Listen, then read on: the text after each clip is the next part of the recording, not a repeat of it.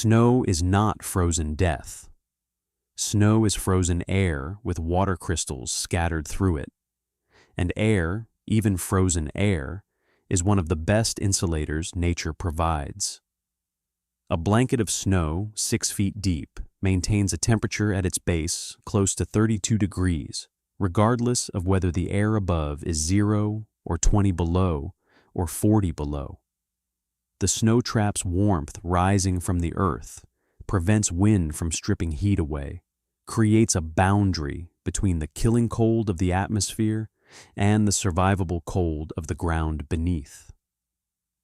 Animals understand this instinctively. Mice tunnel under snow to escape the cold that would kill them in minutes if they stayed on the surface. Grouse burrow into drifts to sleep through the worst nights. Bears' den beneath snow covers that help maintain the steady temperature their hibernation requires. Snow is not the enemy. Snow is the blanket that life pulls over itself when winter tries to kill. The settlers who came to Wisconsin in the 1870s fought snow the way they fought everything, with shovels and determination and the absolute conviction that nature was an enemy to be conquered rather than a force to be understood. They cleared their porches and their paths and their walls, pushed snow away from their cabins, exposed their foundations to the wind that the snow would have blocked. They considered snow removal a virtue, snow accumulation a failure, buried cabins an embarrassment that announced to neighbors that the occupants had lost their battle with winter. Inga Lindqvist came from a place where they knew better. In the north of Sweden, in the region above the Arctic Circle, where her family had lived for generations, snow was survival. The old houses were built to be buried, designed with low profiles that allowed drifts to pile over them, insulated by the snow that accumulated naturally and was encouraged to stay rather than removed. The springs that provided water were covered with snow houses, small structures built specifically to be buried. The snow maintaining temperatures above freezing even when the air dropped to 50 below. The people who had lived in that land for thousands of years understood that fighting snow was foolish, that the warmth they sought was already present in the white blanket that covered everything, that the secret to survival was working with winter rather than against it. Inga's husband Anders had died in the crossing, a fever that took him somewhere in the middle of the Atlantic, his body committed to the sea before Inga had properly said goodbye. She had arrived in Wisconsin with her son Eric, a small amount of money, and the knowledge that her grandmother had given her about surviving winters that Americans had never seen. She bought a small homestead with a natural spring, built a cabin with help from neighbors who did not understand why she wanted the walls so thick, and waited for the first winter to show her whether Wisconsin cold was different from Swedish cold. The first winter was mild. The second was moderate. The third, the winter of 1880 to 81, was the worst Wisconsin had seen in decades, and it taught everyone who survived it what Inga had known all along. She began banking snow in early December, as soon as the accumulation was deep enough to work with. She and Eric piled snow against the cabin walls using wooden shovels, packing it tight, building it up until the drifts reached halfway to the roofline. They banked the spring house even more heavily, burying it completely under a dome of snow that left only a small vent for steam to escape and a narrow trench for access. They shaped the snow, maintained it, added to it after every new fall, treating the white covering as a resource rather than a burden. The neighbors noticed immediately. The settlement was small enough that everyone knew everyone's business, and the Swedish widow deliberately burying her cabin in snow was business worth discussing. Reverend Josiah Blackwood was the first to raise formal objection. He appeared at Inga's door one December afternoon, his black coat stark against the white snow that surrounded her cabin, his pale eyes scanning the drifts that reached the windows with an expression that mixed concern with something darker. "Mrs. Lindqvist," Blackwood said, his voice carrying the measured weight of spiritual authority. "I have come to express the community's concern about your practices." He gestured at the snow-covered walls. "This is not how Christian people prepare for winter. This is not how civilized people maintain their homes. There are those in the congregation who wonder if perhaps you bring customs from your homeland that are not appropriate for a God-fearing community." Inga looked at the Reverend, her gray eyes steady, her expression showing neither fear nor anger. "In Sweden," she said, "we call this survival. The snow keeps the cold out. The snow keeps the warmth in. The snow is why my cabin burns less wood than yours and stays warmer. This is not paganism, Reverend. This is physics." Blackwood's thin lips pressed tighter at the mention of physics, a word that seemed to offend him as much as any accusation of paganism might have. "The Lord provides warmth through proper Christian labor," he said, "through well-built homes and adequate firewood, not through burying oneself in snow like an animal. I advise you to clear your walls before the congregation draws conclusions about what kind of person allows themselves to be buried." Inga did not clear her walls. She continued banking snow, continued maintaining the coverage, continued preparing for what she knew was coming, even as her neighbors removed every flake from their foundations and exposed their homes to the wind that the snow would have blocked. What she built saved 37 lives. Subscribe to Winter Whispers and tell me in the comments where you're watching from, because when the freeze came, the widow who buried her cabin was the only one with water that still flowed. The deep freeze arrived in late January, announced by a sudden drop in temperature that turned an already cold winter into something approaching the extremes that Inga remembered from Sweden. The temperature dropped below zero and stayed there. It dropped to 20 below. It dropped to 30 below. It reached 40 below on the coldest nights, temperatures that cracked trees with sounds like rifle shots, that froze the breath in people's lungs, that killed livestock caught outside and threatened to kill people in cabins that could not hold heat against cold that pressed in from every direction. The wells froze first. The shallow wells that most settlers depended on, dug to depths that were adequate for normal winters, froze solid from top to bottom. Families who had pumped water freely the week before now found only ice, columns of frozen water that no amount of work could convert back to liquid. They began melting snow, a process that consumed firewood faster than anyone had planned for, that required constant attention to keep pots from boiling dry, that produced never enough water for people and animals that needed constant hydration to survive. The deeper wells froze next, wells that had never frozen, wells that had been dug specifically to reach water below the frost line, wells that experienced farmers had assured newcomers would flow regardless of cold. These wells froze too as the frost line sank deeper and deeper with each passing day of extreme cold. By the end of the first week of February, there was not a flowing water source in the settlement except for one. Inga's spring still flowed. The snow that covered her spring house, the dome of white that Reverend Blackwood had called pagan and that her neighbors had considered foolish, that snow had maintained a temperature at its base that never dropped below 30 degrees. The spring emerged from the earth at its normal 52 degrees, the water flowing into a basin that stayed liquid because the snow blanket prevented the killing cold from reaching it. While her neighbors chipped at frozen wells and melted snow for meager cups of water, Inga walked to her spring house through the trench she had maintained, filled her buckets with flowing water, and carried them back to a cabin that stayed warm because the snow banked against its walls kept the heat from escaping. The word spread the way that survival always spreads in a crisis. The Swedish widow has water.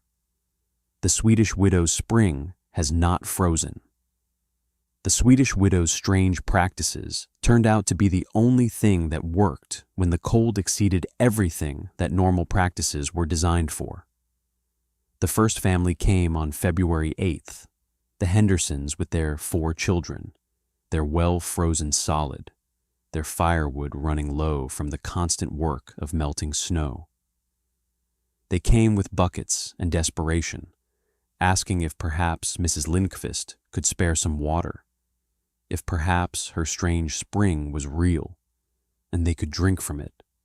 Inga let them fill their buckets. She explained briefly why the spring still flowed while their well was frozen. She showed them the snow dome that covered the spring house, the way the temperature beneath the snow stayed warm enough to prevent freezing. She offered them knowledge along with water, and the Hendersons listened with the particular attention of people who have just learned that everything they believed about winter was wrong. More came.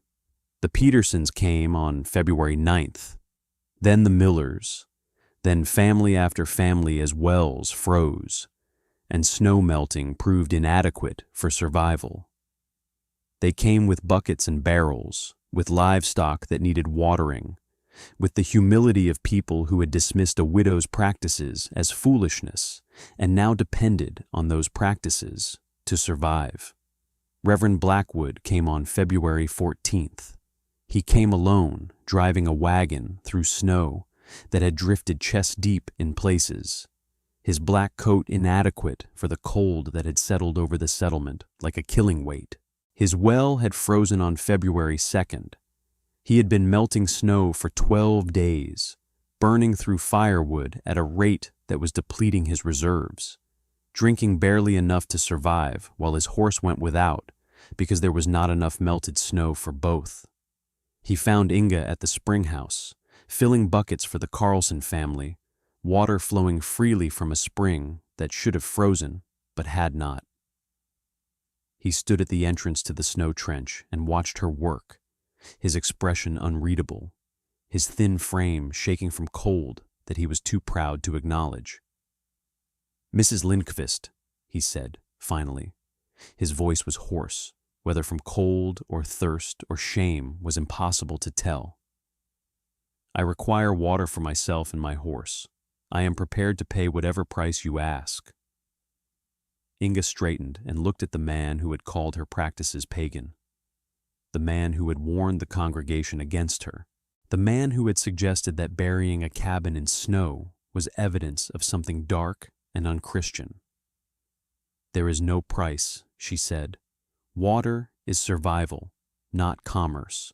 Fill your buckets, water your horse, and when you are no longer thirsty, perhaps you will listen while I explain why the snow saved what your clearing destroyed." Blackwood filled his buckets. He watered his horse. And he listened, standing in the cold he had called Christian, while the widow he had called pagan explained the physics of snow insulation, the science of frost penetration, the simple truth that a blanket of snow maintains temperature the way a blanket of wool maintains warmth, by trapping air that slows heat transfer from warm to cold. The Reverend said nothing when the lesson was finished. He loaded his water onto his wagon, climbed up to the seat, and drove away without acknowledging what he had learned or apologizing for what he had said. But he did not return to his congregation with warnings about pagan practices. He did not stand before his flock and condemn the widow whose water had kept them alive. He simply said nothing, which was as close to an apology as Josiah Blackwood was capable of giving. The freeze lasted until the end of February. By the time temperatures rose above zero again, 37 families had drawn water from Inga's spring, the only flowing water source in a settlement where every well and stream had frozen solid. 2 people had died during the freeze, an elderly man and an infant, both from complications that dehydration had worsened. The toll could have been far higher. The toll would have been far higher if the Swedish widow had cleared her spring house the way Christian people were supposed to maintain their property. The reckoning came in March, when the thaw had begun and the settlement could gather without risking frostbite. They met at the church, families who had survived the freeze and who now understood things about winter that they had not understood before. Inga was invited to attend. This time, no one called her practices pagan. Thomas Henderson spoke first. He was a deacon in Reverend Blackwood's church, a respected member of the community, a man whose words carried weight. "We owe Mrs. Lindqvist our lives," Henderson said. His voice was steady, but his eyes were wet. "We called her foolish for burying her cabin in snow. We called her strange for covering her spring house. We thought we knew better because we were Americans and she was a foreigner with foreign customs." He paused, gathering himself. "The foreigner's customs saved us. Our American customs nearly killed us. I think we should ask Mrs. Lindqvist to teach us what she knows, so that next winter we are prepared instead of dying." Others agreed. Others acknowledged that they had been wrong, that the snow banking they had dismissed had been the only thing that kept water flowing, that the widow's knowledge had proven itself against a winter that exceeded everything their experience had prepared them for. They asked her to teach them. They asked her to show them how to bank snow, how to cover spring houses, how to use the white blanket that fell from the sky as insulation rather than fighting it as an enemy. Inga agreed to teach. Through the following autumn, she walked from homestead to homestead, showing families how to bank their walls, how to build snow covers over their water sources, how to work with winter rather than against it. She taught them what her grandmother had taught her, the knowledge that had come down through generations of Swedish families who had survived in places where winter meant death for anyone who did not understand what snow could do. The winter of 1881 to 82 was nearly as severe as the winter before. The freeze came early and stayed late, the temperatures dropping to the extremes that had frozen every well the previous year. But this time, the wells did not freeze. The spring houses that families had covered with snow stayed liquid. The cabins that had been banked with white insulation stayed warm with less firewood. The settlement survived not because the winter was milder, but because they had learned what the Swedish widow knew. Reverend Blackwood did not bank his cabin that second winter. He did not cover his well with snow. He maintained his American practices and his Christian principles and his certainty that physics was somehow less godly than tradition. His well froze in January.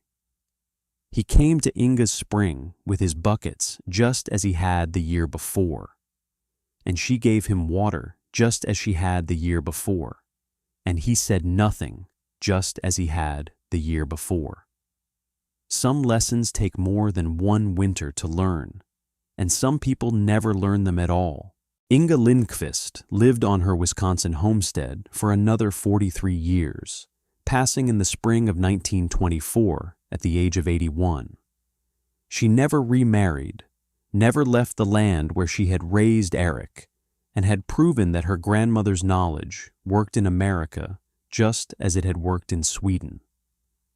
Eric took over the homestead when she grew too old to manage it, and his children after him, and the practice of snowbanking continued through generations that had never seen Sweden but understood what their great-grandmother had taught.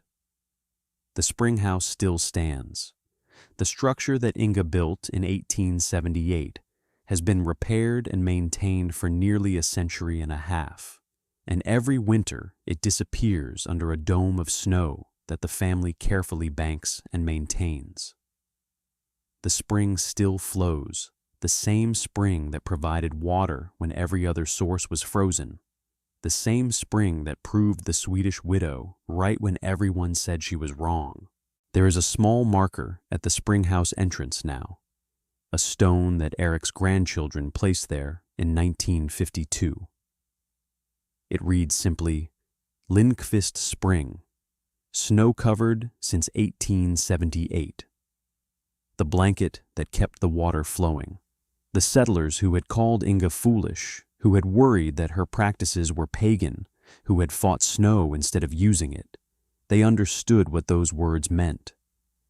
The blanket that kept the water flowing, not the enemy that had to be conquered, not the burden that had to be cleared. The blanket, the insulation, the gift that winter provided for those wise enough to use it.